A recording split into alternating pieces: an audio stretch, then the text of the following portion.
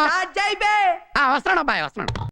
మెక్సికోన్ తీరంలో లెవితన్ కనపడిందనే వార్త ప్రపంచంలో ఒకటే హల్చల్ నడవగానే ఆ లెవితన్కి ఇద్దరు జతగారులు ఉన్నారు అనే వార్త మళ్ళీ కలకలం లేపుతుంది.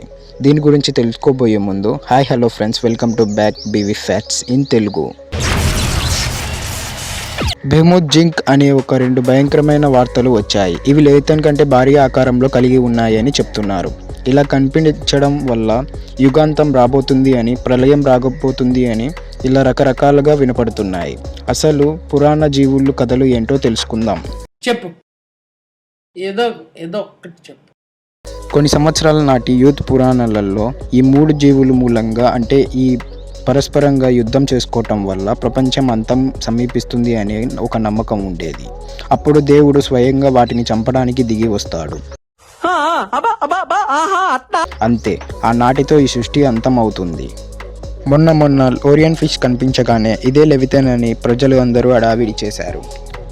సరే అనుకుంటే మిగతా రెండు కూడా వచ్చేసాయా అనేది కూడా తెలియాలి. లెవితన్ ఎక్కడో సముద్రాలలో అడుగుల భాగంలో ఉంటుంది. అది బయటకు రావడం అనేది చెడు జరుగుతుంది అనే దానికి సంకేతం.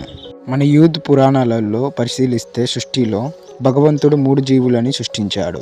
ఆ భారీ జీవి ఒక నదిలో నీళ్ళని అన్ని ఒకేసారి మింగగలదు. అంటే ఆ జంతువు ఎంత భారీగా ఉంటుందో మీరే ఊహించండి. దాని పేరే బెహ్మూత్. రెండోది ఒక భారీ సర్పం. దీనికి గనక కోపం వస్తే సముద్రాన్ని ఒక ఊపు ఊపుతుంది. దానితో సముద్రం అంతా అల్లకల్లోలం అవుతుందంట. దీని పేరే లెవితన్ అంటారు.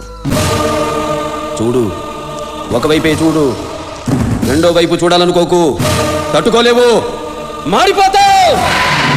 మూడో జీవి భారీ పక్షి. అది రెక్కలు చాచి సూర్యుడిని అడ్డుకుంటే అంత చీకటిమయం అయిపోతుంది. దాని పేరే జీస్.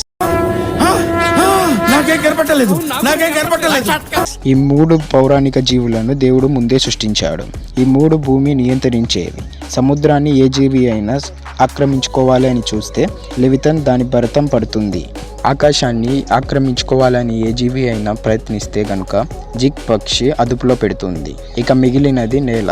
ఈ మట్టి మీద ఏ జీవి అయినా కానీ మనిషి కానీ ఆధిత్యం చెలాయించాలి అని చూస్తే గనుక బెహ్మూత్ రంగంలోకి దిగుతుంది. అంటే భూలోకం మీద పెత్తనం చేద్దామని ఏ జీవి లేదా మనుషులు అనుకున్నా ఈ భారీ జీవులు అదుపులో పెట్టి అనుకోగా ఉండేలా బుద్ధి చెప్తాయన్నమాట. ఈ సృష్టి ముగింపుకి వచ్చేసరికి ఈ మూడు జీవులు భూమి మీద కనిపిస్తాయని, వాటిలో అవే కొట్టుకొని అది యుగాంతానికి దారి తీస్తుందని యూది పురాణాలలో చెప్పబడుతుంది. ఆ పౌరాణిక కథలు తరతరాల నుంచి చెప్పుకుంటూ వస్తున్నారు. ఏది నిజం అని ఎవరికి అంతగా తెలియదు.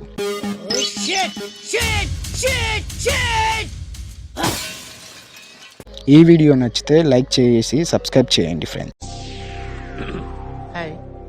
నా పెర్ఫార్మెన్స్ మీకు నచ్చినట్టయితే స్మాల్ బాస్ అని స్పేస్ ఇచ్చి పద్మశ్రీ PADMASRI అని టైప్ చేసి 5555 SMS చేయండి. Please vote for me.